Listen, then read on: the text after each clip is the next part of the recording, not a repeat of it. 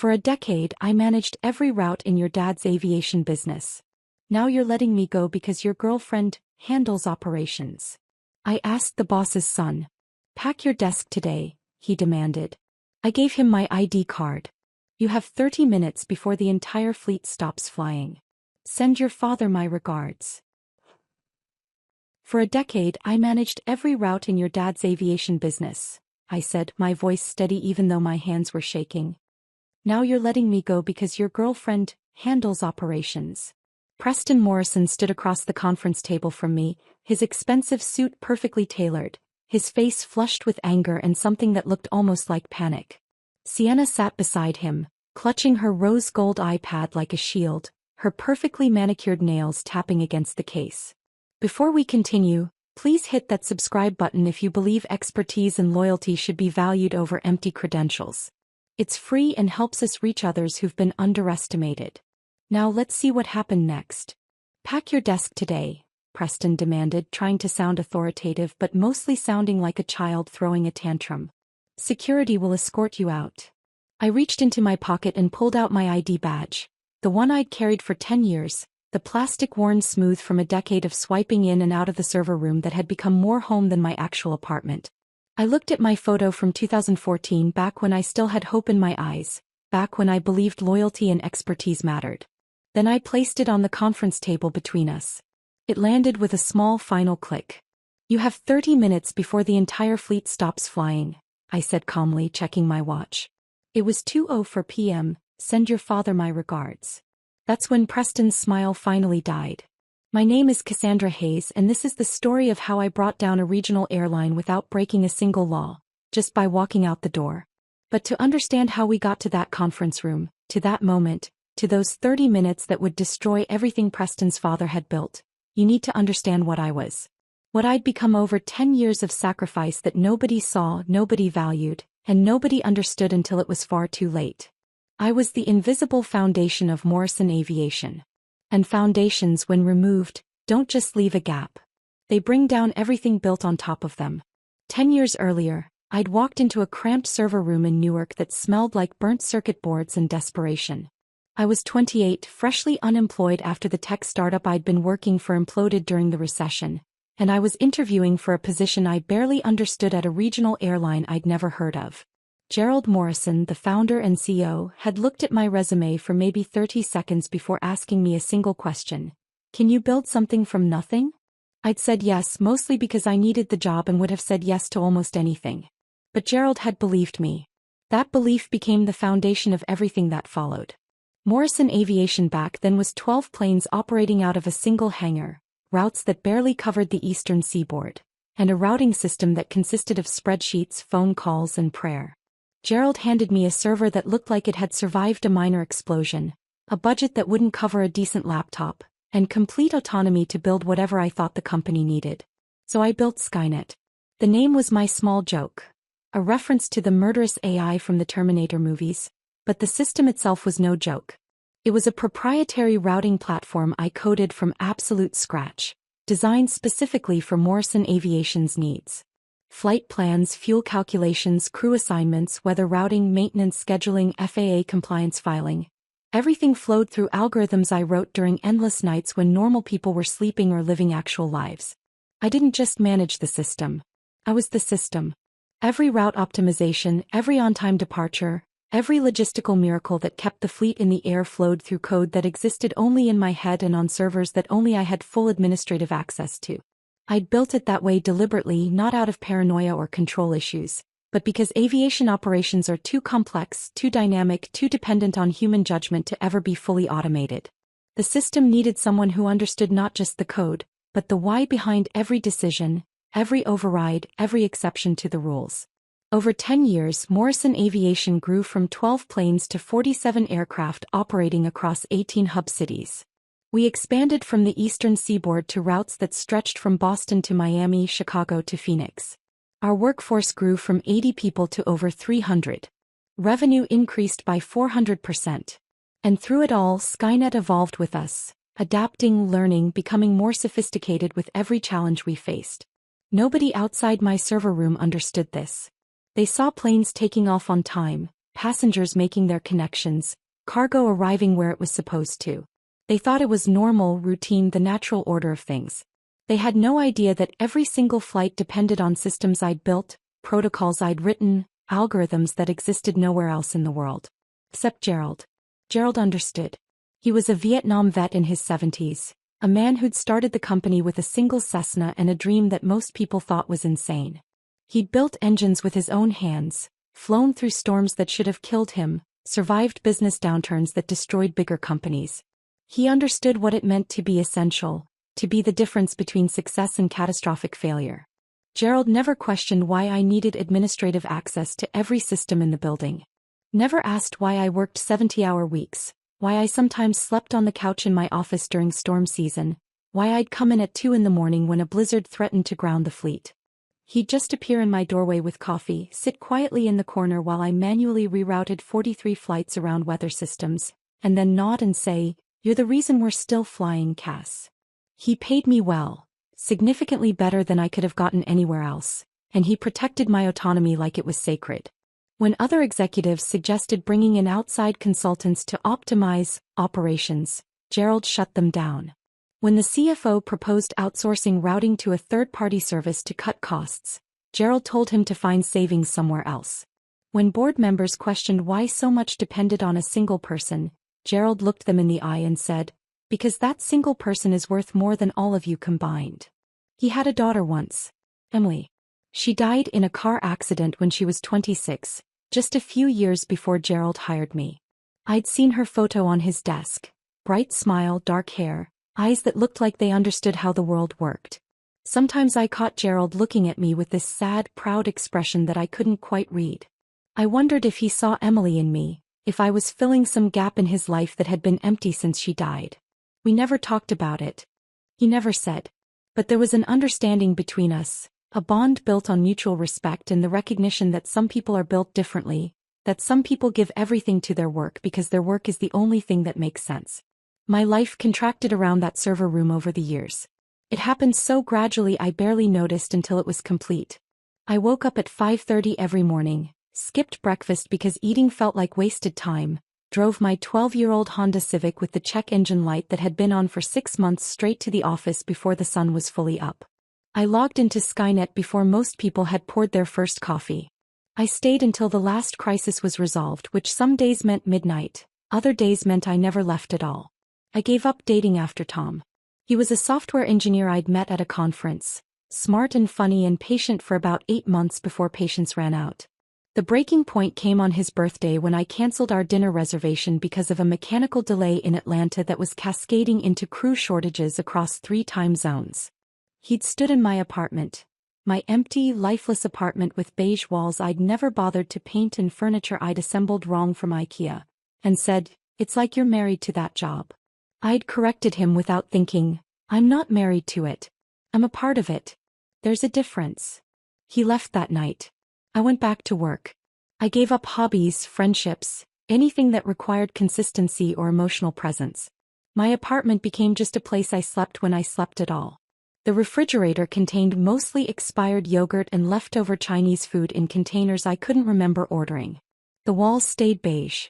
The furniture stayed wrong. I was okay with it. Or at least I convinced myself I was. My coworkers were friendly but distant. They knew I was essential but also unknowable. The woman who lived in the server room and spoke in technical jargon they didn't try to understand. Marcus, our maintenance director, was probably my closest friend, and even that relationship was built entirely on work. We'd grab lunch sometimes from the deli down the street, sit in the break room talking about aircraft systems and staffing challenges, but never about life, never about who we were outside these walls. I was 38 years old and I had nothing outside Morrison Aviation. No family nearby. My parents had retired to Arizona, my sister lived in California with kids I barely knew. No relationship, no social life, no identity separate from the work I did. I'd traded everything for expertise, for being irreplaceable, for the satisfaction of knowing that I kept 300 people employed and thousands of passengers safe. And then Gerald had a stroke. It happened in April. Not fatal, thank God, but serious enough to land him in a rehabilitation center in Florida for at least 6 months, maybe longer. The news hit me like a physical blow. I found out from his assistant, who called me at 6 in the morning with a shaking voice. Cassandra, Gerald collapsed in his office last night. They took him to Newark Medical. His son is flying in. His son. Preston Morrison. The words felt like a warning I should have heeded. I'd met Preston exactly twice before. Once at a Christmas party where he'd shown up in designer jeans and left after 20 minutes. Once at a shareholder meeting where he'd spent the entire presentation on his phone. He was 34, perpetually tan, and had spent the last 6 years finding himself in Southeast Asia, which based on his Instagram meant beach clubs, cryptocurrency schemes, and a lot of motivational posts about manifesting abundance. The morning Preston walked into Morrison Aviation as acting CO, I knew everything was about to change. He arrived late, 9:30, which in our world might as well have been noon, wearing a three-piece suit that cost more than my monthly rent. His hair was styled in that deliberately messy way that takes effort to achieve. His smile was all veneers and entitlement. And on his arm, like an accessory he'd purchased to complete the outfit, was Sienna Blackwell. Sienna was 29, blonde in that expensive high-maintenance way, and had exactly zero aviation experience. I knew this because I'd looked her up immediately after Preston's announcement email, excited to introduce Sienna Blackwell as our new Director of Operational Excellence. Her LinkedIn showed she'd been a brand strategist for a kombucha company that went bankrupt after their bottles started exploding in stores. Before that, a social media influencer specializing in detox teas and sponsored wellness posts. She was going to be in charge of operations. The operations I'd built. The systems only I understood. I sat in my server room that morning watching the monitors display the complex dance of 47 aircraft across 18 cities, and felt the ground shift beneath me. Everything I'd built, everything I'd sacrificed, everything I'd become over 10 years was suddenly vulnerable in a way it had never been before. Preston and Sienna wanted to modernize, to streamline, to democratize the knowledge. They wanted transparency and collaboration and all the buzzwords that people use when they don't understand what they're actually managing. They wanted to make me replaceable. And 3 weeks later in that conference room they tried. That's when I placed my ID badge on the table and started the 30-minute countdown that would prove exactly what happens when you fire the foundation and expect the building to keep standing. They walked into my server room on a Tuesday morning without knocking, without asking, like they owned the place, which technically Preston did. I was in the middle of preventing a cascading delay situation in Denver. A storm system was forming over the Rockies, and I had 3 flights that needed immediate rerouting or we'd have passengers stranded for 8 hours with no hotel coverage. My fingers were flying across the keyboard, eyes locked on 3 monitors simultaneously, left screen showing weather patterns in real-time radar, center displaying fuel reserves and alternate airport capacities, right tracking crew availability and FAA filing windows. I had maybe 4 minutes to make decisions that would save the company $60,000 and prevent a customer service nightmare. That's when I heard Preston's voice, too loud for the small room, shattering my concentration like a hammer through glass. Cassandra. Just the woman we wanted to see. I didn't look up immediately. Couldn't. I was in the middle of filing an emergency route change with the FAA, and if I broke focus now I'd have to start the entire sequence over. I hit enter, watched the confirmation code flash green, then allowed myself to turn my chair around slowly. Preston stood in the doorway with his hands in his pockets, rocking on his heels like he was about to deliver a TED Talk. He wore a navy suit that probably cost $4,000, his hair styled in that deliberately messy way that takes 20 minutes to achieve. Beside him, Sienna clutched her rose gold iPad like a shield, her eyes scanning my workspace with barely concealed disgust. I watched her gaze move from the tangle of cables on the floor to the half-empty energy drink cans on my desk to the coffee stains on the industrial carpet that had been there since before I started. Preston, I said, my voice carrying the kind of exhausted patience you reserve for children who don't understand why they can't pet the wild animal. The door was locked for a reason. What can I do for you? We're doing a culture audit, Sienna announced, her voice bright and sharp like breaking glass. She stepped further into the room, wrinkling her nose slightly at the smell. Burnt circuit boards, stale coffee, the metallic tang of electronics running too hot for too long. Preston and I feel like Morrison Aviation needs to evolve. Become more collaborative. More transparent. I looked at her for a long moment. Transparent. You want to make the routing algorithms transparent. We want to democratize the knowledge, Sienna said, like she was reading from a business self-help book she'd skimmed on a plane. Right now, too much institutional knowledge is siloed. If something happened to you. If something happened to me, I interrupted, the entire operation would collapse in about 90 minutes. That's not a threat, Preston. That's logistics. Preston's smile tightened. See, that's exactly the kind of mindset we need to shift. No one should be irreplaceable. That's not healthy for you or the company. I wanted to laugh. Instead, I turned back to my monitors where a new alert was already flashing. The Denver reroute had triggered a crew timing issue in Salt Lake City that needed immediate attention. Is there anything else? I'm kind of in the middle of keeping your planes in the air. We'll schedule a proper meeting, Preston said, and I could hear the edge in his voice, the barely controlled irritation of someone who wasn't used to being dismissed. This week, we need to discuss operational restructuring. They left. The door clicked shut, and I sat there staring at my screens, feeling something cold and certain settle in my stomach. This was how it would begin. Over the next 3 weeks, I watched Preston and Sienna systematically dismantle everything Gerald had built, decision by catastrophic decision. They started with Marcus. Marcus had been our maintenance director for 15 years. He was 53, built like a retired linebacker, and could diagnose engine problems by sound alone. I'd seen him walk past a plane on the tarmac, stop, tilt his head and say, "That's a failing compressor bearing in the number 2 engine." He was right. He was always right. Marcus had saved the company hundreds of thousands of dollars by catching issues before they became catastrophic, before they grounded planes or, worse, endangered lives. Preston fired him on a Wednesday and replaced him with a predictive maintenance app. Marcus called me that night. I was still at the office at 9 p.m., dealing with a fuel pricing anomaly that was throwing off our cost calculations. My phone buzzed. "Marcus." I answered. "They let me go, Cass." His voice was shaking, something between anger and disbelief. 23 years in aviation. 15 with Morrison. They gave me 2-week severance and a pamphlet about career transition services. "I'm so sorry, Marcus." I meant it. He was one of the few people in the company I actually respected, actually trusted. "That app they're using?" Marcus continued, his voice getting harder.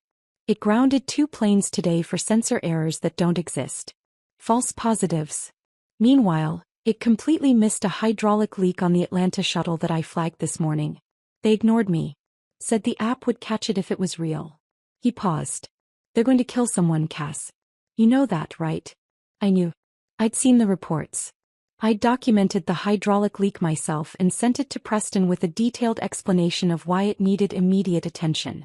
His response had come back within minutes. "Thanks for the feedback, Cassandra. Let's trust the new systems and embrace the change journey." That emoji. That goddamn smiley face. It became the punctuation mark of my professional execution, appearing at the end of every dismissive email, every rejected recommendation, every warning I sent that was ignored. I started documenting everything. Not just the technical issues, but every conversation, every decision, every warning I gave that was brushed aside. I created a folder on my personal drive, not the company server, and filled it with emails, screenshots, incident reports, cost analyses showing exactly how much money each of Preston's decisions was hemorrhaging. I told myself I was building a case, creating evidence that even Preston couldn't ignore. But deep down I knew I was building a different kind of insurance. They eliminated the night dispatch team next. Preston announced it in a company-wide email with the subject line, "Operational Optimization." The night team consisted of 4 people who handled the cargo operation that ran from 11 p.m. to 6 a.m. 30% of our revenue, mostly contracts with logistics companies and medical supply chains. Time-sensitive, high-value, zero-tolerance for delay cargo. "No one flies at midnight," Preston had argued in the meeting where I tried to stop this decision. "We're paying people to sit around doing nothing. We have 12 cargo flights every night," I'd explained, pulling up the schedule on my laptop and projecting it onto the conference room screen. Medical supplies, time-sensitive documents, overnight logistics contracts. That's not nothing. That's $9 million in annual revenue. Sienna had looked at the numbers and frowned. "Can't we just automate that? Have the system handle it?" "The system does handle the routine parts," I'd said, trying to keep my voice level. "But when there's weather or mechanical issues or crew problems at 3 in the morning, Someone needs to make decisions in real time. The automation handles the easy stuff. Humans handle the chaos. Preston had smiled that practiced, dismissive smile. I think we can manage. If issues come up, we'll address them then. The night team was gone by Friday. By Monday, we'd missed 2 critical cargo deadlines because a mechanical issue in Memphis went unnoticed for 6 hours. The client canceled their contract. That was $3 million in annual revenue gone. I sent Preston a detailed breakdown of the cost. He replied, "Learning curves are part of growth. Let's stay positive." Then Sienna started shadowing me. She appeared in my office one morning with her rose gold iPad and a smile that was all teeth and no warmth. "Preston thought it would be great if I learned the operations side from you. Knowledge transfer. Knowledge transfer. Like 10 years of expertise could be downloaded in a few casual observation sessions." She sat in the corner of my server room, scrolling through Instagram, occasionally looking up to ask questions that revealed a comprehension of aviation operations roughly equivalent to a golden retriever's understanding of quantum physics. "Why do we have so many different route codes?" she asked one afternoon, examining her manicured nails. "Couldn't we just number them 1 through 10? Make it simpler." I stared at her, trying to formulate a response that wouldn't get me fired on the spot. "Because we have 47 aircraft operating across 18 hub cities with different fuel capacities, passenger loads, crew certifications and weather patterns. 1 through 10 wouldn't even cover the planes, much less the variables." She wrinkled her nose like I'd deliberately said something complicated just to confuse her. "That seems unnecessarily complex." "Aviation is complex, Sienna. That's why people train for years to do it." Another day she asked, "Why does the system need to talk to the FAA? Can't we just email them our flight plans?" I took a long breath, counting to 5 in my head. The FAA requires real-time flight plan filing with encrypted verification protocols. Email wouldn't meet federal requirements. We'd be grounded within an hour. He typed something on her iPad, not looking at me. "Have you considered using AI to make this more intuitive?" I almost laughed. "I am the AI, Sienna. I'm the artificial intelligence holding this together. I'm the machine learning from 10 years of experience. And I'm starting to predict that this company has about 3 weeks before catastrophic failure." She looked at me with those dead-behind-eyes influencer eyes. "You're so negative, Cassandra. Preston and I are building something beautiful here. You're either on the plane or you're not."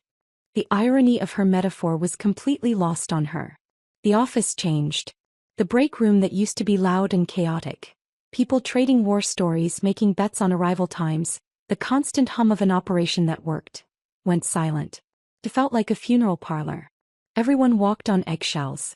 Janet from HR started avoiding eye contact with everyone, disappearing into her office and closing the door.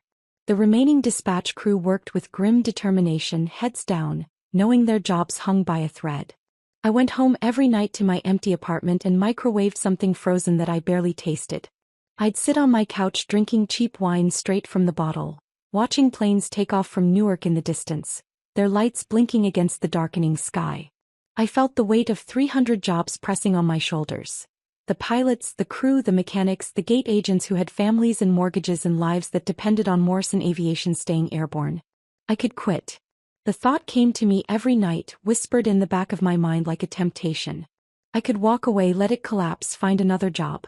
But if I did, all those people would lose everything because Preston was too arrogant and Sienna was too incompetent to understand what they were destroying. So I stayed. I documented. I prepared reports with charts and data and highlighted sections showing exactly how each decision was creating cascading risks. I tried to build a case that even Preston couldn't ignore. But deep down, in that place where we know things before we're ready to admit them, I knew the truth. My time was running out. The question wasn't if they'd fire me. The question was when. And whether I'd see it coming in time to do anything about it. The calendar invite appeared on my screen at 9:47 a.m. on a Friday morning, exactly the kind of timing that corporations use for executions. Quick chat, Preston, Sienna, H at 2 p.m. No agenda. No context. No phone number for a call, which meant it would be in person. Just that professional equivalent of, "we need to talk," that makes your stomach drop and your mouth go dry. I stared at the notification for a full minute, my cursor hovering over the decline button even though I knew declining wouldn't change anything. My hands had stopped typing. On the center monitor, a weather alert was flashing for a storm system forming over the Carolinas, but I couldn't focus on it. The words on the screen blurred slightly. Quick chat. Nothing about work was ever a quick chat, especially not when HR was involved. I closed the notification and forced myself back to work, pulling up the routing interface to redirect a flight around the developing weather pattern. But my hands were shaking. Just slightly, just enough that I had to retype a command twice before getting it right. I'd been expecting this for weeks. Every firing, every dismissal, every restructuring decision had been building toward this moment. But seeing it actually scheduled made it real in a way that all my mental preparation hadn't. I looked around my server room. The flickering monitors casting blue light across walls that had never been painted. The tangle of cables snaking across the floor like veins. The half-dead succulent on my desk that I'd been keeping alive for 3 years, watering it sporadically when I remembered. A small living thing in a space otherwise dominated by machines. This was my kingdom, my creation, the place where I'd spent more hours than my own apartment. And they were about to exile me from it. I thought about calling Marcus, but he was already gone, already fired, already dealing with his own betrayal. What would I say anyway? That I was next. He already knew. Everyone knew. The only question had been when. Instead, I made a decision that would define everything that followed. If they were going to fire me, I was going to make absolutely certain they understood exactly what they were losing. I spent the next 4 hours preparing for my own obsolescence in a way I'd never allowed myself to consider before. I pulled up the Skynet architecture documentation, the real documentation, not the sanitized version that IT had access to, but my personal notes that mapped every dependency, every authentication pathway, every security protocol I'd built into the system over 10 years. Skynet wasn't just software I managed. It was software I'd architected with a very specific security feature that I'd never disclosed to anyone, not even Gerald. Every core function, every routing algorithm, every fuel optimization protocol, every crew assignment logic, ran through a master authentication node tied directly to my employee credentials. I'd designed it that way deliberately back in 2014 when I was building the first version. It was a security measure. If my account was ever compromised by a hacker or unauthorized access, the system would immediately lock down to prevent damage. But there was an unintended consequence I'd discovered 3 years ago during a routine security audit. If my credentials were deactivated, not compromised but actually terminated in the HR system, the authentication node would interpret it as a critical security breach. The system wouldn't just log me out. It would initiate a complete lockdown protocol, reverting all automated functions to manual override and purging temporary route caches to prevent potential data corruption. In plain English, if they fired me, every plane in the fleet would lose its digital flight plan within approximately 30 minutes of my credentials being terminated. I'd never mentioned this to anyone because I'd never needed to. Gerald trusted me. Gerald would never fire me. But Gerald wasn't here anymore, and his son was about to make the most expensive mistake of his life. I sat back in my chair, staring at the documentation, understanding with perfect clarity that this wasn't a bug in the system.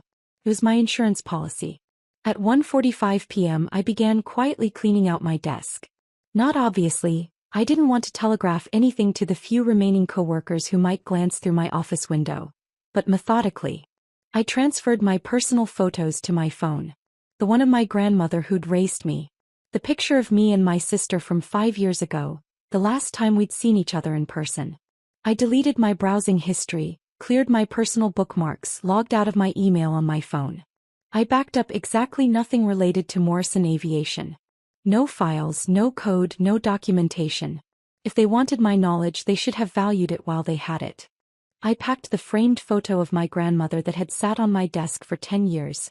The glass cracked slightly in one corner from the time I'd knocked it over during a particularly stressful night. I packed the stress ball shaped like an airplane that Gerald had given me on my 5th anniversary, his way of acknowledging what I did without making a big deal of it. I watered my succulent one last time, knowing it would be dead within a week under anyone else's care. Then I sat in my chair and waited, watching the clock on my monitor count down the minutes. At 1:58 p.m. I stood up, smoothed down my shirt, the same polyester company polo I wore most days, wrinkled from being pulled out of a drawer that morning, and walked to the executive conference room. The one with the glass walls overlooking the tarmac, where you could watch planes taxi while your career was terminated. The symbolism felt almost poetic. I could see them through the glass before I opened the door. Preston sat at the head of the long table like a king on a throne, his posture carefully arranged to project authority he hadn't earned. Sienna was to his right, clutching her iPad against her chest like a shield. Janet from HR sat in the corner, her face pale, her hands folded on the table in front of her. She looked like she wanted to disappear into the floor. I opened the door. All three of them looked up. "Cassandra, have a seat," Preston said, gesturing to a chair positioned noticeably lower than his. A power move I'd read about in the same business books he'd apparently skimmed during his years of finding himself. I remained standing. I prefer to stand. Bad back. Comes from carrying this company for a decade. Preston's jaw tightened. Sienna's nostrils flared. "Look, Cassandra," Preston started, his voice trying for gentle and landing somewhere around condescending. "We've been evaluating the organizational structure, and Sienna and I feel that your approach to operations is, how do we say this? Too traditional," Sienna interrupted, leaning forward with that earnest expression influencers use when they're about to say something they think is profound. "We need agility. We need someone who embraces innovation, who isn't stuck in legacy systems and territorial thinking. Someone who's a culture fit." I looked at her for a long moment. "Someone like you." "Exactly." Sienna beamed, completely missing the sarcasm dripping from my voice. "I've been studying operational frameworks for 3 weeks now, and I really think I can bring fresh energy to routing and logistics." I felt something inside me snap. Not anger exactly. Anger is hot, reactive, uncontrolled. This was different. This was cold, crystalline clarity. The kind of clarity that comes when you finally stop fighting gravity and just let yourself fall. "For a decade, I managed every route in your dad's aviation business," I said slowly, deliberately, my voice steady even though my hands were shaking. "Now you're letting me go because your girlfriend handles operations?" Preston's face flushed red. He stood up, trying to reclaim whatever authority my words had just stripped from him. "This isn't about Sienna. This is about you refusing to adapt, refusing to collaborate, refusing to watch incompetence crash planes?" I interrupted. "Yeah, guilty." "Pack your desk today," Preston demanded, his voice rising. "Security will escort you out. We'll email the severance details. Sign the NDA and you'll get 4 weeks' pay." 4 weeks. 10 years of 80-hour weeks. 10 years of missed birthdays and holidays and relationships that died because I was always at work. 10 years of keeping his father's dream alive while Preston was getting high on beaches in Thailand and posting about manifestation. 4 weeks of severance. I reached into my pocket and pulled out my ID badge. The magnetic strip was worn almost smooth from a decade of use. The plastic was cracked at the corner. My photo was from 2014, back when I still had hope in my eyes. Back when I believed that loyalty and expertise and hard work actually mattered to the people who benefited from it. I looked at that photo for a long moment. Then I placed the badge on the conference table between us. It landed with a small final click. "You have 30 minutes before the entire fleet stops flying," I said calmly, checking my watch. It was 2:04 p.m., "Send your father my regards." Preston laughed.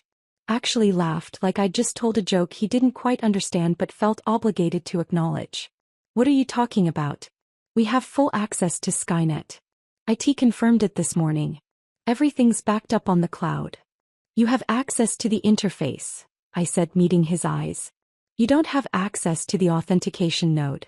And in about 30 minutes, when HR deactivates my credentials in the system, Skynet is going to interpret that as a critical security breach and initiate emergency lockdown protocol." The smile slid off Preston's face like ice cream melting in July. "You're bluffing," Sienna said, but her voice wavered, uncertain now. "Am I?" "Coy. Ask them about master authentication dependencies. Ask them who holds the root credentials for the routing core." I picked up my bag from where I'd set it by the door. "Or don't. Either way, I'm not your problem anymore." "Wait," Preston started, reaching out like he might physically stop me. "Oh, one more thing," I said, pausing at the door, looking back at them one last time. "When the system locks down, it defaults to manual routing. That means someone will need to physically create flight plans for every single aircraft using paper charts and calculators. Last time that happened was 1987. Takes about 4 hours per plane. You have 47 aircraft. I looked directly at Sienna. Hope you're fast at math. I walked out. Behind me I heard Janet gasp. Heard Sienna's frantic voice asking Preston what I was talking about. Heard Preston fumbling for his phone. I didn't look back. I took the elevator down to the parking lot, got in my 12-year-old Honda Civic with the check engine light that would probably never get fixed, and drove exactly 2 miles to a diner called the Landing Strip. It was 2:24 p.m. when I slid into a booth by the window. I ordered coffee and cherry pie from a waitress who looked too tired to care why I was there in the middle of the afternoon on a Friday. And then I waited for the world to end. At 2:31 p.m., my phone started buzzing like an angry wasp trapped in my purse. I pulled it out and looked at the screen. Preston Morrison. I declined the call and set the phone face down on the diner table. The waitress had just brought my pie, cherry with a lattice crust that looked homemade, and I wasn't about to let Preston ruin it. The phone buzzed again. Sienna Blackwell. Declined. Janet from HR. Declined. A number I didn't recognize but assumed was IT. Declined. I took a bite of pie. The filling was perfect, not too sweet with just enough tartness to make my mouth water. I chased it with coffee that actually tasted like coffee instead of the burnt sludge from the office break room. Outside the diner window, I could see planes taking off from Newark in the distance, their wings catching the afternoon sunlight as they climbed into clear blue sky. My phone buzzed with a text. Marcus. Cass, what's happening? Systems are throwing errors I've never seen before. I stared at the message for a moment, then set the phone down without responding. I wanted them to feel it. I wanted them to understand in real time what it meant to lose the person who held everything together. I wanted Preston to sit in that conference room, surrounded by people who didn't know what they were doing, and slowly realize that his girlfriend's 3 weeks of studying operational frameworks hadn't prepared her for this. I took another bite of pie. At 2:47 p.m., Marcus sent another message. First alert just appeared on the operations board. Flight 2847 to Chicago showing route authentication error. Dispatchers are panicking. Preston's screaming at I. What did you do? I smiled into my coffee cup. What did I do? I hadn't done anything. I'd simply left.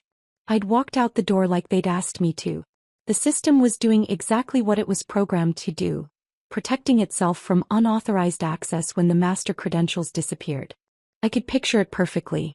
The operations center with its wall of monitors, the dispatchers staring at screens that were suddenly displaying errors they'd never seen before.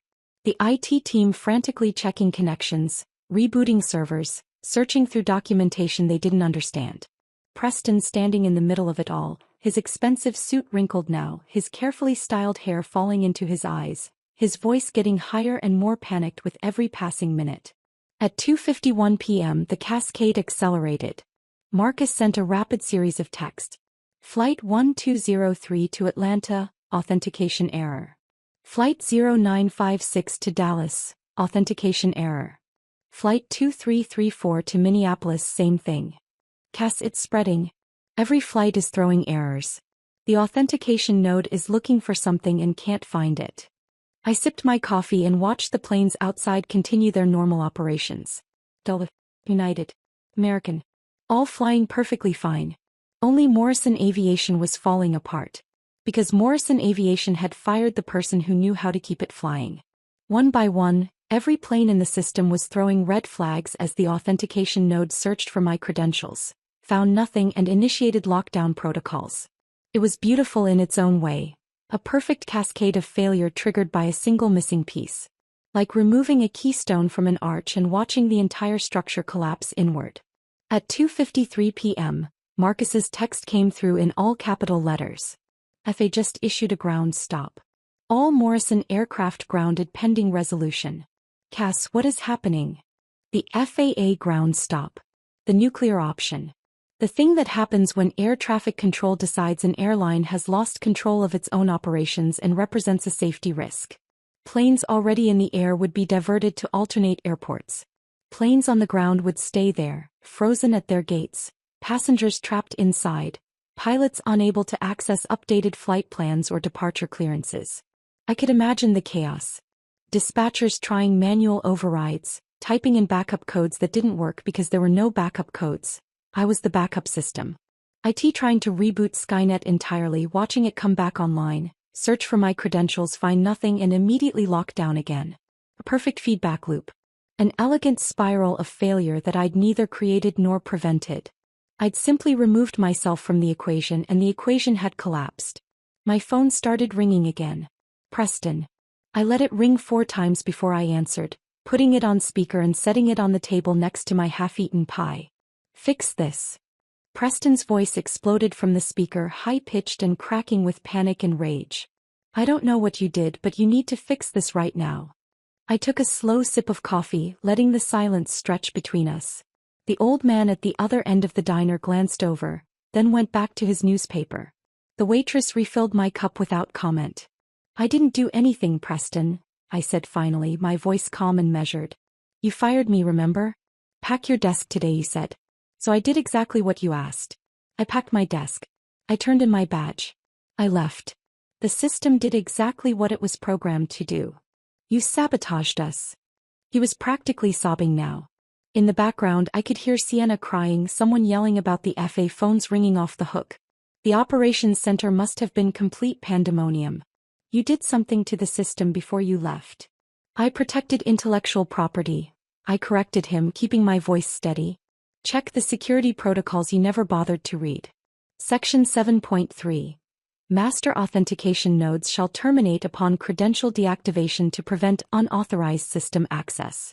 It's right there in the documentation I filed with IT 6 years ago. Would you like me to email you a copy? There was a long, horrible silence on the other end. I could hear Preston's breathing, fast and shallow. Someone in the background was saying something about calling lawyers. What do you want? Preston's voice had changed now, desperation replacing anger. Money? I'll triple your salary.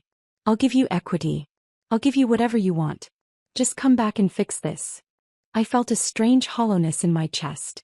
I'd expected this moment to feel triumphant, satisfying, like justice finally being served. Instead it just felt empty. Necessary but empty. It's not about money, Preston, I said. It's about watching everything your father built burn down because you trusted your girlfriend over a decade of expertise. It's about you learning what happens when you treat your foundation like it's disposable. Why, father? Preston whispered, and for the first time he sounded less like a trust fund tyrant and more like a scared little boy who'd just realized he'd broken something he couldn't fix. You're doing this to hurt my father. That stung. More than I wanted to admit. Your father trusted me to protect his company, I said quietly. He paid me well. He respected my expertise. He understood that some people aren't just employees, they're infrastructure. You're the one who fired that protection. Now you get to explain to him why his life's work is parked on the tarmac losing $53,000 per hour. I hung up before he could respond. The diner was nearly empty now. Just me, the waitress wiping down tables, and the old man with his newspaper. Through the window, I watched planes from other airlines continue their normal operations. Takeoffs and landings, the constant rhythm of an industry that worked because people valued expertise and didn't fire the people who kept them in the air. Only Morrison Aviation was grounded. Only Morrison Aviation was hemorrhaging money and reputation with every passing minute. I finished my pie and ordered another cup of coffee. My phone kept buzzing with texts from Marcus. Updates delivered like war correspondents from the front lines. Every dispatcher is calling their own contacts trying to get information. IT says it'll take days to rebuild the authentication system from scratch. Preston just threw a chair. Security had to escort him out of the operations center. Sienna locked herself in the bathroom. Someone heard her on the phone with her mom. By 4 p.m., Morrison Aviation had canceled every flight for the next 72 hours. There was no choice. Without functioning routing systems, they couldn't file flight plans. Without flight plans, the FAA wouldn't clear them to fly. Without clearance, 47 aircraft sat useless. By 6 p.m., the story had hit the news. I watched it on my phone while sitting in my car in the diner parking lot. Footage of angry passengers at 5 different airports. Interviews with stranded travelers holding tickets they'd paid for, hotels they'd have to book, meetings they'd miss. A spokesman from Morrison Aviation reading a prepared statement about unexpected technical difficulties and working around the clock to resolve the issue. The news anchors were speculating. Cyber system failure. Sabotage. They had no idea how close to the truth that last one was. By 8 p.m. I was back in my apartment, sitting on my balcony with a glass of cheap wine, when my phone buzzed with a news alert that made my stomach drop. Breaking. Gerald Morrison leaves Florida rehab facility against medical advice, returns to Newark to address company crisis. I clicked the article. There was a photo of Gerald being helped into a private medical transport, his face gray, his body hunched, an oxygen tube visible under his nose. The old man was coming home to save his dying company, still recovering from a stroke, because his son had destroyed it in less than 2 months. I felt a pang of guilt then. Not for Preston. Not for Sienna. But for Gerald. He'd built something beautiful. Something that mattered. Something that employed 300 people and connected cities and kept the economy moving. And I just watched it collapse. But even as the guilt twisted in my chest, I reminded myself of the truth. I didn't collapse it. I was the only thing holding it together. They'd fired the foundation and were now shocked that the building was falling. That wasn't my fault. That was gravity. Saturday morning I woke up at 10 a.m. for the first time in a decade. No alarm blaring in the darkness. No emergency calls pulling me out of sleep. No weather systems forming over the Midwest that needed immediate routing adjustments. Just silence and sunlight filtering through my bedroom curtains in a way I'd forgotten was possible. I lay there for a moment, disoriented by the quiet, before reaching for my phone on the nightstand. The screen lit up with notifications that had accumulated overnight like snow during a blizzard. 43 missed calls. 67 unread emails. Dozens of text messages. I scrolled through them with a strange detachment. Preston had called 9 times. 6. Numbers I didn't recognize. Probably reporters, based on the voicemails asking for comment about the Morrison Aviation crisis. Janet from HR had sent an email with the subject line urgent. Legal matter, that I deleted without reading. But one voicemail made my hands shake when I saw the number. Gerald Morrison. I sat up in bed, staring at the notification. Part of me wanted to delete it without listening, to cut that final thread connecting me to the wreckage I'd left behind. But something stopped me. Maybe curiosity. Maybe guilt. Maybe the part of me that still remembered the old man who'd believed in me when I was 28 and desperate. I pressed play and put the phone to my ear. Cassandra, it's Gerald. His voice was weak, raspy, so much older than I remembered. The stroke had changed him. Preston told me what happened. Not his version. I called Marcus, I called Janet, I called the IT director. I know what really happened. There was a long pause, the sound of labored breathing. I'm so sorry, kid. I should never have left him in charge. I should have made provisions. I should have protected you. Another pause. I know I don't have the right to ask, but the company. 300 jobs. Will you help me save it? The message ended. I listened to it again. And then a third time. The first time I heard desperation. An old man watching his life's work crumble and reaching out to the only person who could stop it. The second time I heard genuine remorse. The sound of someone who understood they'd made a terrible mistake and was facing the consequences. The third time I heard something deeper. A father who'd lost his daughter years ago and was now losing his son's respect, his company, everything he'd built with his own hands. I sat on my balcony with coffee I'd made from actual beans, not the burnt office sludge, and watched planes from other airlines fly overhead. Delta, United, American. All operating normally while Morrison Aviation sat grounded. The fixer in me, the part that had spent 10 years solving impossible problems at 2 in the morning, screamed to call Gerald back and say yes. To walk back into that server room and restore the systems and save 300 jobs and prove that I was the only one who could do it. But the woman who'd been offered 4 weeks severance for a decade of loyalty had a different answer. I picked up my phone and called Gerald back. He answered on the first ring, breathing hard like he'd been sitting by the phone waiting. Cassandra, thank God. Look, whatever you need, name your price, name your terms. Full equity. CEO position. Complete operational control. Just please help me save this. I closed my eyes, feeling the weight of 300 jobs pressing down on my shoulders. The pilots with families. The gate agents with mortgages. The mechanics with kids in college. All of them counting on Morrison Aviation to keep flying, to keep paying their salaries, to keep existing. Mr. Morrison, I can't come back, I said quietly. Whatever you want, Cassandra. I'll give you anything. If I come back and fix this, I interrupted. I'm admitting I sabotaged the system. And we both know that's not true. Your son made a personnel decision without understanding the technical consequences. That's on him, not me. Silence on the other end. Then, in a voice that sounded broken, then what do I do? How do I fix this? I took a breath. There are no easy fixes. But I'll give you a gift because I still respect what you built, even if your son tried to destroy it. Anything. Tell me. In your office, bottom drawer of the credenza behind your desk, there's an envelope marked System Recovery Protocol. I paused, remembering the night 5 years ago when I'd written those instructions, imagining scenarios where I might die suddenly and leave the company stranded. I wrote it in case something ever happened to me. Accident, illness, whatever.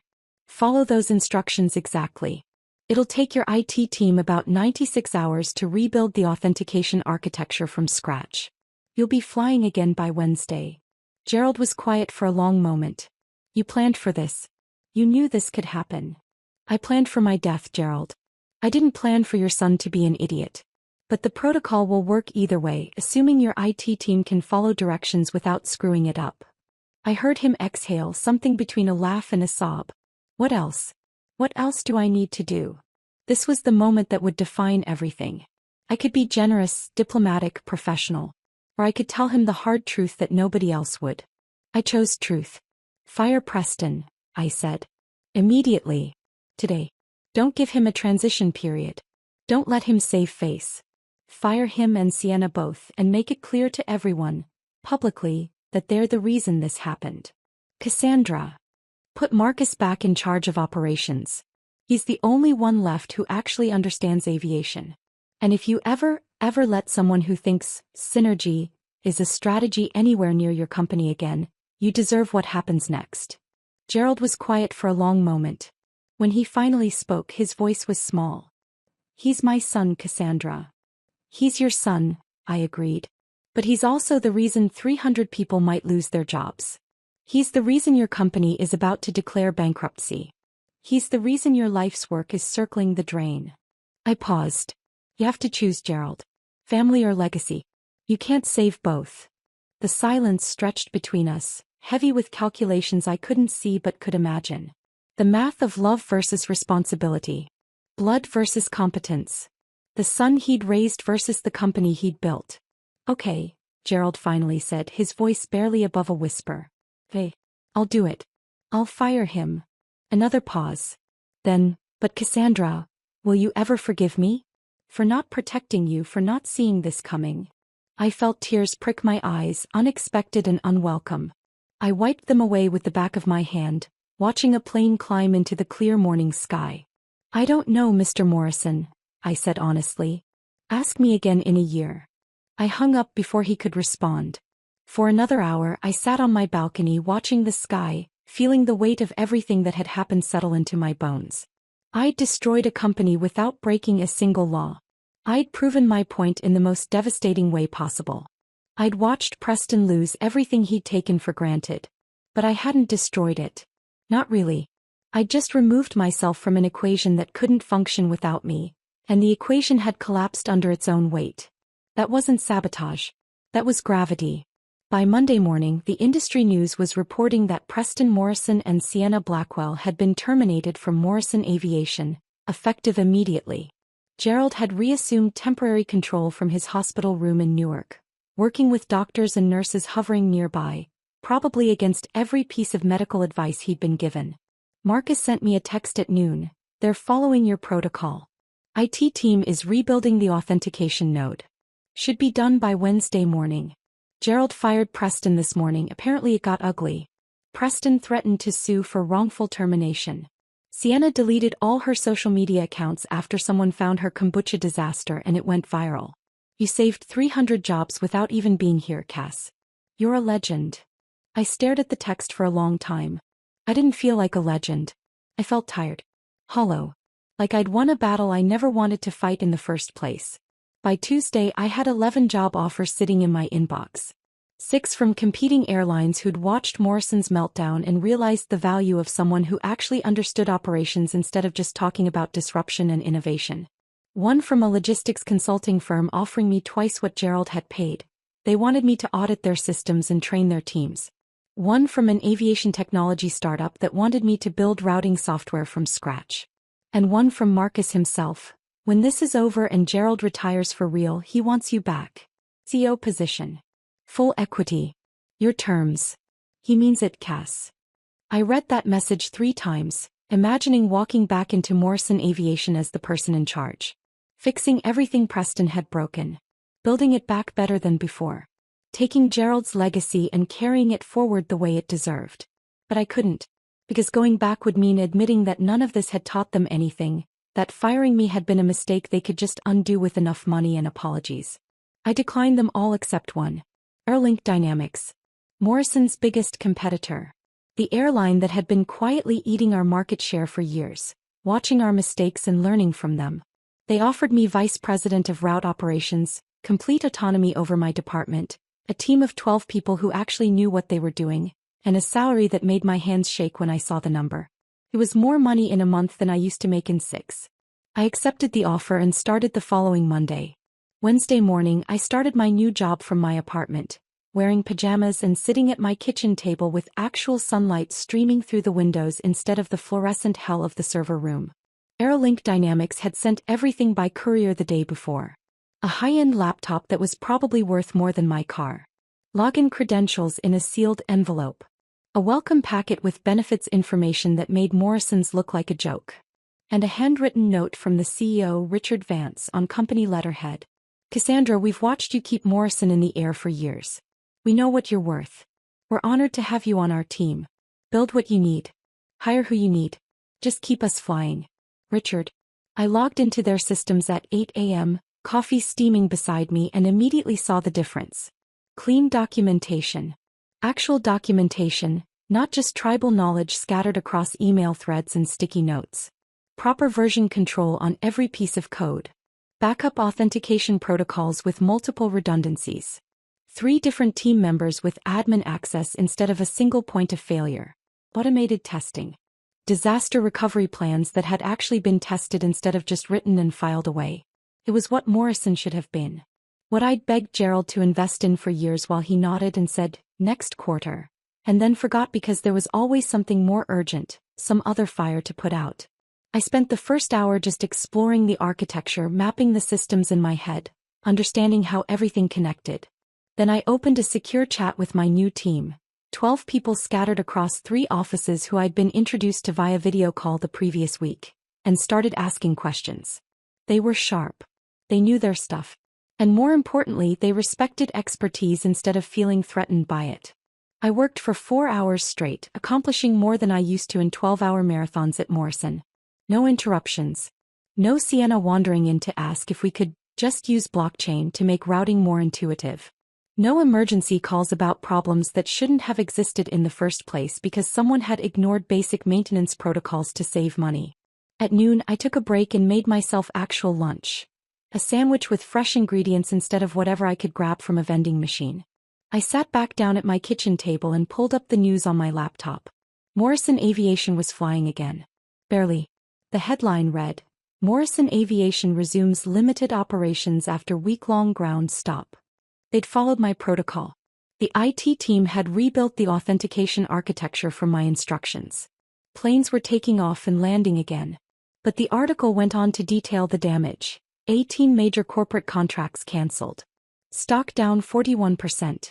Passenger confidence shattered. Industry analysts openly predicting bankruptcy within 6 months. I should have felt satisfaction. That I just felt tired. That afternoon, Preston gave a press conference and I watched it with the kind of morbid fascination you reserve for car crashes you can't look away from. He stood at a podium in what looked like Morrison's main conference room, flanked by lawyers in dark suits. He looked like he'd aged 10 years in a week. His tie was crooked. His eyes were red-rimmed either from crying or not sleeping. His carefully styled hair hung limply across his forehead. He read from a prepared statement, his voice flat and lifeless. Morrison Aviation deeply regrets the operational disruptions of the past week. We take full responsibility for the technical failures that impacted our valued customers and their travel plans. We are implementing new protocols and safeguards to ensure this never happens again. We appreciate the patience and understanding of our passengers during this difficult time. A reporter shouted from the crowd before Preston could step away from the podium. Mr. Morrison, is it true the outage was caused by your decision to fire your operations lead? Preston flinched visibly. That was a personnel matter. We believed we were moving in a new direction with operational leadership, but we recognize now that we didn't fully understand the technical dependencies of our systems. So you're admitting you made a mistake? Another reporter pressed. We're admitting that we underestimated the complexity of our routing infrastructure, Preston said carefully, reading from notes his lawyers had clearly prepared. We're taking steps to ensure better knowledge transfer and documentation going forward. Where is Sienna Blackwell? A third reporter called out. The Director of Operational Excellence you appointed just 2 months ago? Preston's jaw tightened. Ms. Blackwell is no longer with the company. Her role has been eliminated. Did she resign or was she fired? No further comment on personnel matters, one of the lawyers interjected, stepping forward to end the press conference. The camera cut to a different location. Gerald Morrison in his hospital room in Newark, giving an interview from his bed. He had an oxygen tube in his nose, monitors beeping softly in the background. He looked older than I'd ever seen him, smaller somehow, diminished by illness and the weight of watching his life's work crumble. We made mistakes, Gerald said, his voice weak but clear, staring directly into the camera. I made mistakes. I left my company in the hands of someone who wasn't ready, who didn't understand what made us successful. We forgot that in aviation expertise isn't optional. You can't replace knowledge with enthusiasm. You can't streamline away the people who keep you in the air. And you can't treat your foundation like it's disposable just because it's not flashy. The interviewer leaned forward. Are you referring to Cassandra Hayes, your former operations lead? Gerald nodded slowly. Cassandra Hayes was the best person I ever hired. She built the systems that made this company work. And my son fired her because she didn't fit his vision of what modern leadership should look like. He paused, breathing heavy. That was the biggest mistake in Morrison Aviation's history. And I take responsibility for putting him in a position where he could make that mistake. I raised my coffee mug to the TV screen. Damn right, Gerald. But saying it out loud didn't make me feel better. My new team at Aerolink was everything Morrison's should have been. They were smart, experienced, collaborative. 12 people who'd worked their way up through dispatch and logistics instead of watching a few TED Talks and declaring themselves experts. They asked intelligent questions. They implemented my suggestions without ego getting in the way. They challenged me when they thought I was wrong, but they did it respectfully, with data and reasoning instead of just dismissing expertise they didn't understand. For the first time in a decade, I left work at 5 p.m. Actually stopped working. Closed my laptop. Turned off notifications. I took weekends off. Real weekends where I didn't check email or monitor flight schedules or worry about weather systems forming over the Rockies. I went on a date with a guy I met at a coffee shop near my apartment. His name was David. He was a software engineer at a startup, early 40s, divorced, no kids. He actually understood what I did for a living. When I told him about routing algorithms and authentication protocols, his eyes lit up instead of glazing over. We saw a movie. Some thriller I barely paid attention to because I kept thinking about the fact that I was on a date in a movie theater like a normal person instead of sitting in a server room at 9 p.m. on a Saturday. Afterwards, we had dinner at an Italian place. We talked about books and travel and favorite restaurants. Normal things. Things that had nothing to do with planes or operations or systems collapsing. You seem different than I expected, David said over tiramisu we were sharing. Different how? I don't know. Lighter maybe? Like you're actually here instead of thinking about 10 other things. I smiled. That's because for the first time in 10 years, I'm not responsible for keeping planes in the air during my personal time. It felt surreal. Like I was playing at being a regular person after years of being a machine, a tool, a single point of failure in a system that had consumed everything I was. I started going to the gym. Bought a membership, went 3 times a week, remembered what it felt like to be in my body instead of just a brain attached to a keyboard. I bought plants for my apartment. Real ones that needed actual care. Watering schedules, sunlight requirements, the kind of responsibility that wasn't life or death but still mattered. I called my sister in California. We hadn't talked in over a year except for perfunctory text messages on birthdays. Cass. She sounded shocked when she answered. Is everything okay? Yeah, I said, realizing how sad it was that she assumed something must be wrong for me to call. I just wanted to talk. We stayed on the phone for 2 hours talking about nothing important. Her kids, her job, her husband's new obsession with sourdough bread. When I told her I'd quit Morrison, she started crying. I was so worried about you, she said, her voice thick. The last few times we talked you sounded like a ghost. Like you were disappearing into that job and there was nothing left of you except work. I hadn't realized how visible it had been. How much I'd lost of myself. Within a month, 3 other regional carriers reached out to me about consulting contracts. Word had spread through the industry about what happened at Morrison. And instead of seeing me as a saboteur, which I'd half expected, half feared, they saw me as a cautionary tale about what happens when you don't value expertise. I turned down most of the offers, but I did accept one invitation that surprised me.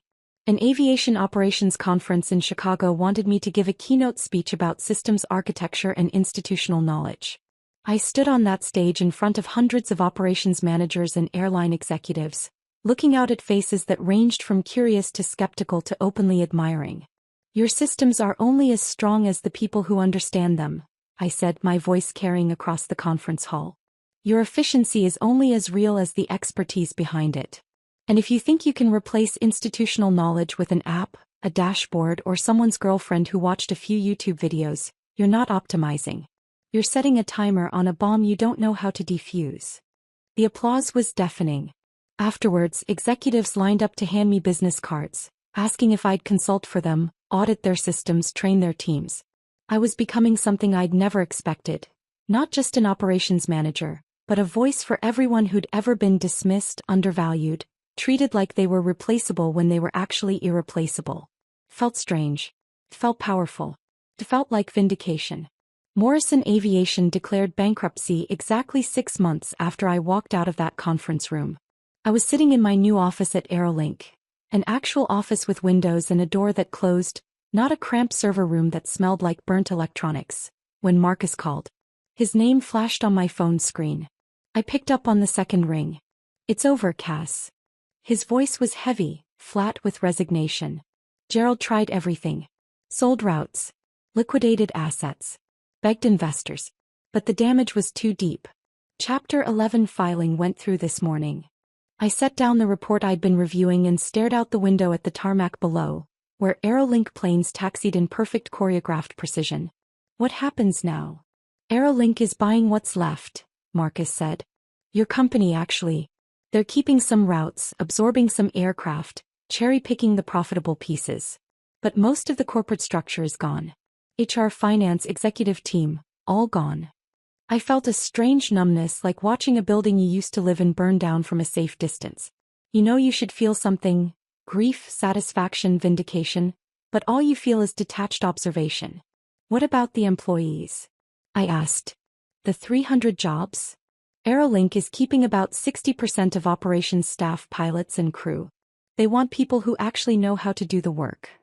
Marcus paused. The rest get severance packages and unemployment.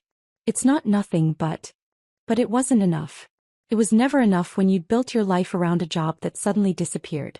Preston's already gone, Marcus continued. Took a job at his father-in-law's real estate company in Connecticut. Apparently he's starting at the bottom, actually learning the business this time. Sienna started a podcast about workplace toxicity and overcoming professional trauma, but it only lasted 4 episodes before she gave up. Not enough sponsors, I guess. I almost laughed at that. Almost. And Gerald. Marcus's voice broke. Gerald's in hospice, Cass. The stress, the stroke, the bankruptcy, it was too much. His heart's failing. Doctors say he's got days, maybe a week. The numbness cracked. Just a little. Just enough to let something sharp and painful through. Which hospice? I heard myself ask. Marcus gave me the address. I wrote it down on a sticky note, my handwriting shaky.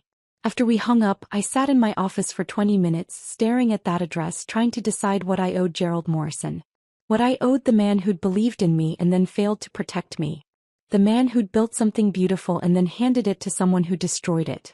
I drove to the hospice center in Newark on a cold November afternoon, not entirely sure why I was going but unable to stay away. The building was nicer than I expected. Modern with large windows and a small garden visible from the parking lot. The kind of place you go to die with dignity instead of just die. I checked in at the front desk. The receptionist gave me a visitor badge and directions to Gerald's room. Second floor, East Wing, room 247. I took the stairs instead of the elevator, delaying the inevitable. Gerald was in a private room overlooking the garden. The afternoon light filtered through sheer curtains, casting everything in soft gold. He was hooked up to monitors that beeped softly, an oxygen tube in his nose and 4 in his arm. He looked smaller than I remembered, fragile in a way that made my throat tight. His eyes were closed when I walked in. I thought maybe he was sleeping, thought maybe I could just leave without him knowing I'd been there. But then he stirred, his eyes opening slowly, focusing on me with effort. "Cassandra," he said, his voice barely above a whisper. "I didn't think you'd come." I pulled a chair closer to his bed and sat down. I wasn't sure I would either. We sat in silence for a moment. The monitors beeped their steady rhythm. Somewhere down the hall, I could hear a nurse talking to another patient, her voice gentle and practiced. "I'm sorry," Gerald finally said. "For all of it." I looked at him, at the tears already forming in his eyes. "Gerald. No, let me say this." He coughed, wincing. "I'm sorry for Preston. For not protecting you. For building something I loved more than I loved being a father." He paused, struggling for breath. If I'd raised him right, if I'd taught him what mattered instead of just giving him everything he wanted, maybe none of this would have happened. The tears were running down his weathered face now, disappearing into the oxygen tube. "You built something beautiful," I said quietly. "Preston broke it. That's on him, not you." Gerald shook his head slightly. "I handed him the tools to break it. I gave him power he wasn't ready for. I chose family over competence because I thought blood meant something more than it does." He looked at me with eyes that held decades of regret. "You were the daughter I should have raised, Cass. Emily would have been like you, smart, tough, irreplaceable. I'm proud of you, kid. And I'm sorry I didn't say it enough when it mattered." I reached out and took his hand.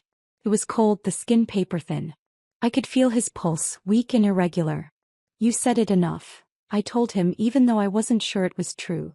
We sat like that for another hour. Sometimes talking, sometimes just sitting in silence. He told me about building the company, about flying the Cessna in the early days when every flight was a gamble. He told me about Emily, about the plans he'd had for her, the future she should have had. I told him about AeroLink, about my new team, about feeling like a person again instead of just a function. When I finally stood to leave, Gerald squeezed my hand one last time. "You're going to do great things, Cass," he said. "Greater than anything I ever built. Just promise me one thing." "What's that?" "Don't let it consume you the way it consumed me. Don't sacrifice everything for work. Find something else. Someone else. Have a life outside the planes." I nodded, not trusting myself to speak. Gerald Morrison died 3 days later, quietly in the middle of the night. Marcus called me at 6 in the morning. I was already awake, drinking coffee on my balcony, watching the sunrise paint the sky in shades of orange and pink. "He's gone, Cass," Marcus said simply. "Nurses said he went peacefully in his sleep. No pain." I hung up the phone and sat there on my balcony, staring at the sky, waiting to feel something. Grief, sadness, closure. Anything. But I felt nothing. Just empty. The tears came later, in the shower, great heaving sobs that seemed to come from somewhere deep and broken inside me. I cried until the water ran cold, until there was nothing left. I wasn't crying for the company or the revenge or any of it. I was crying for the old man who'd seen something in me that I hadn't seen in myself. Who'd trusted me when trust was the most valuable thing he had to give. Who'd built something beautiful and watched it die because he'd made one terrible decision about who to trust with his legacy. The funeral was small. Marcus was there, standing beside me in a suit that didn't quite fit. A few old pilots who'd flown with Gerald in the early days. Some family members I didn't know. Cousins and nephews who'd probably shown up hoping there was money left to inherit. Preston stood on the other side of the funeral home, as far from me as possible. He wore an expensive black suit and sunglasses even though we were indoors. He didn't speak to me. Didn't even look at me. Just glared from across the room like I was the villain in his story. Like I was the one who'd destroyed everything instead of just walking away from his destruction. Sienna wasn't there. Probably for the best. I stood by Gerald's casket, closed, polished wood with brass handles, and said a silent goodbye to the man who taught me that expertise matters, that some things can't be replaced, that loyalty is a currency that should be spent carefully and never wasted on people who don't value it. I went back to work the Monday after the funeral because I didn't know what else to do. I sat in my office at AeroLink staring at my computer screen, trying to focus on route optimization reports and crew scheduling algorithms. But my mind kept drifting back to that conference room 6 months ago. To Preston's face when I told him he had 30 minutes. To the moment his smile died and he realized what he'd done. I'd won. I'd gotten my revenge. I'd proven my point. I'd watched Preston lose everything. His position, his girlfriend, his father's respect, his inheritance. Morrison Aviation was gone, dissolved into bankruptcy and sold for parts. And I had a better job, a better salary, a better life. But none of it felt the way I thought it would. Victory wasn't triumphant. It wasn't satisfying. It was just empty. That night, I sat on my balcony with a glass of wine, watching planes take off in the distance, thinking about the 30-minute countdown that had destroyed everything. I'd wanted Preston to feel what I felt. The dismissal, the disrespect, the crushing weight of being treated like you're disposable. And he had felt it. He'd lost everything. But watching him lose it all hadn't healed anything inside me. It had just added more weight to an already heavy burden. Maybe that's what revenge really is. Not justice. Not closure. Just adding more broken pieces to an already broken world and pretending it makes you whole. 1 year after I walked out of Morrison Aviation, I stood in my new office at AeroLink Dynamics with floor-to-ceiling windows overlooking the runway and realized I barely recognized my own life. The office itself was a statement. Spacious, bright, with actual natural light instead of the fluorescent prison of the server room. A standing desk I actually used. Plants that were thriving instead of barely surviving. Photos on the wall. Me and David at a restaurant, me and my sister on a hiking trail, me receiving an industry award at the operations conference. I was vice president of route operations for the largest regional carrier in the Northeast.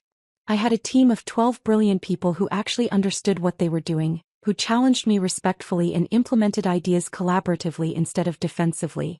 I made more money in a month than I used to make in 6 at Morrison. But more than the money or the title, I had something I'd forgotten was possible. A life outside of work. I took weekends off. Real weekends where I didn't think about routing algorithms or authentication protocols or whether a storm system over the Midwest was going to cascade into system-wide delays. I had hobbies. Photography. I'd bought a decent camera and started taking classes. Hiking. David and I had joined a group that did weekend trips to state parks. Cooking actual meals with fresh ingredients instead of microwaving whatever was fastest. David and I had been together for 8 months now. It was serious in a way I'd never allowed myself before. We just booked a vacation to Iceland for the spring. 10 days of exploring, disconnecting, actually being present instead of constantly monitoring my phone for emergencies. My sister had flown in from California the previous weekend to visit. We'd spent 2 days just being sisters. Brunch, shopping, talking about nothing and everything. Sitting in a cafe in Hoboken, she'd looked at me across the table with tears in her eyes. "You look different, Cass," she'd said. "Lighter somehow. Like you're actually living instead of just surviving." She was right. I was living. But sometimes late at night when I couldn't sleep I still thought about that conference room. About Preston's face when I told him he had 30 minutes. About the exact moment he realized competence wasn't something you could fake. About Gerald in the hospice room, apologizing for failures that weren't entirely his to own. A letter arrived at my office in early December, forwarded from Morrison Aviation's bankruptcy lawyers. The envelope was hand-addressed, the handwriting neat but unpracticed, like someone who didn't write by hand very often. The return address was Stamford, Connecticut. Preston Morrison. I held it for a long moment, debating whether to just throw it away unopened. But curiosity won. Inside was a single page, handwritten on plain stationery. "Cassandra. I know I have no right to contact you and you have every right to ignore this or throw it away without reading. But I wanted you to know that I understand now what I did. Not just to you but to my father, to the company, to everyone who depended on us. I was arrogant. I was ignorant. I thought I could fake expertise because I'd never had to earn anything in my life. Everything was handed to me. Money, opportunities, second chances. I never learned what it meant to actually build something or to respect the people who do the building. You tried to warn me. Multiple times. With data and reports and explanations. And I dismissed you every single time because admitting you were right would have meant admitting I was wrong, and I'd never had to admit I was wrong before. I'm working in real estate now at my father-in-law's company. Starting at the very bottom. Cold calling clients. Showing apartments to people who can barely afford them. Learning the business from the ground up instead of pretending I already understand it because I watched a few videos or read a few articles. It's humbling. It's hard. It's probably what I should have done 20 years ago instead of drifting around Asia pretending I was finding myself. I don't expect forgiveness. I don't even think I deserve it. But I wanted you to know that you were right about everything and I was wrong about everything, and I'm sorry. Preston. I read the letter 3 times looking for sarcasm or hidden manipulation, some angle he was working. But I couldn't find it. It seemed genuine, the words of someone who'd been broken down and rebuilt into something slightly more self-aware. I folded it carefully and put it in my desk drawer, next to the stress ball shaped like an airplane that Gerald had given me years ago. I didn't know what to do with it. Didn't know if I should respond or just let it sit there as a record that he'd tried. In the end, I never responded to Preston's letter.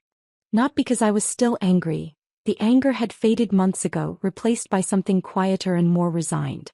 Not because I didn't believe his apology was genuine. I actually thought it probably was. I didn't respond because I realized that closure doesn't always come from the other person's apology or acknowledgement. Sometimes it comes from deciding you don't need anything from them anymore. I had built a new life on the ashes of the old one. A better life. A life where I was valued, where my expertise mattered, where I had boundaries and hobbies and relationships that weren't just transactional. I had learned the lessons I needed to learn. That competence is expensive and rare and should be valued. That the people who keep the lights on deserve respect and protection. That loyalty is a currency that should never be wasted on people who treat you as disposable. But I'd also learned something else, something harder and more complicated. Revenge doesn't heal you. It doesn't make you whole. It just proves a point, and points are cold comfort when you're alone with your thoughts at 3 a.m. What healed me wasn't watching Preston lose everything. It was building something new. It was the team at Aerolink who treated me like a person instead of a resource. It was the weekends with David where we talked about books and travel instead of flight schedules. It was the phone calls with my sister where we laughed about childhood memories. It was the quiet pride of knowing I'd walked away from toxicity instead of letting it consume me. It was choosing to be more than the sum of my anger. On the anniversary of Gerald's death, I drove to the cemetery alone. It was a cold December afternoon, the kind where the sky is gray and heavy with the promise of snow that hasn't fallen yet. I brought flowers, nothing fancy, just daisies from a grocery store, and walked across the frozen ground to Gerald's headstone. Gerald James Morrison. 1951 to 2024. Founder, father, pilot. I stood there for a long time, the flowers in my hand, trying to find the right words. You were right about a lot of things, Gerald, I finally said out loud, my breath forming clouds in the cold air. You built something that mattered. Something that employed people and connected communities and kept the economy moving. You trusted the wrong person to protect it, but that doesn't erase what you created. I placed the flowers at the base of the headstone. I carry that with me now. The belief that expertise is valuable.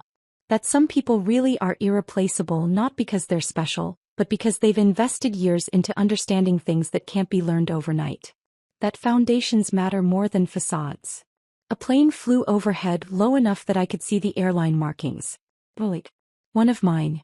I hope wherever you are, you know that the lessons survived even though the company didn't. And I hope you know that I forgave you a long time ago. You weren't perfect, but you tried. That's more than most people do. I drove away from the cemetery and headed toward the airport, watching planes take off and land in their careful choreography. Somewhere up there was a flight I'd helped route that morning. Crew assignments optimized, fuel calculations precise, weather patterns accounted for, everything working exactly as it should. I thought about all the invisible hands that made that flight possible. The dispatchers monitoring weather. The mechanics performing pre-flight checks. The pilots running through procedures they'd done 1,000 times before. The operations teams coordinating across time zones and hub cities. We were all foundations. We were all irreplaceable in our own ways, even if the organizations we worked for sometimes forgot that. And maybe that was the real lesson I'd learned from everything that happened. You can fire the pilot, but you can't fly the plane with enthusiasm and good intentions and motivational quotes. Expertise isn't optional. It's not something you can fake or delegate or replace with someone who looks better in meetings but doesn't understand the systems they're managing. And when organizations forget that, when they treat their foundations like disposable parts, like problems to optimize away, they don't just lose an employee. They lose the heartbeat. They lose everything. I pulled onto the highway heading home, the afternoon sun breaking through the clouds and painting everything in shades of gold. Behind me, Morrison Aviation was gone, dissolved into bankruptcy and memory. Ahead of me, the road stretched open and clear. I had a dinner reservation with David at 7. A team meeting tomorrow morning where we'd discuss expansion into 2 new hub cities. A photography class on Thursday. A phone call scheduled with my sister this weekend. A life. An actual life instead of just an existence built around preventing catastrophes. And for the first time in more than a decade, I wasn't looking back. I was flying forward, steady and sure, toward a horizon that was finally my own. If this story of calculated justice had you hooked from the 30-minute countdown, hit that like button right now. My favorite part was when Cassandra placed that ID badge on the table and calmly told Preston he had 30 minutes before the fleet stopped flying. What was your favorite moment? Drop it in the comments below. Don't miss more powerful stories of revenge and resilience like this. Subscribe and hit that notification bell so you never miss an upload.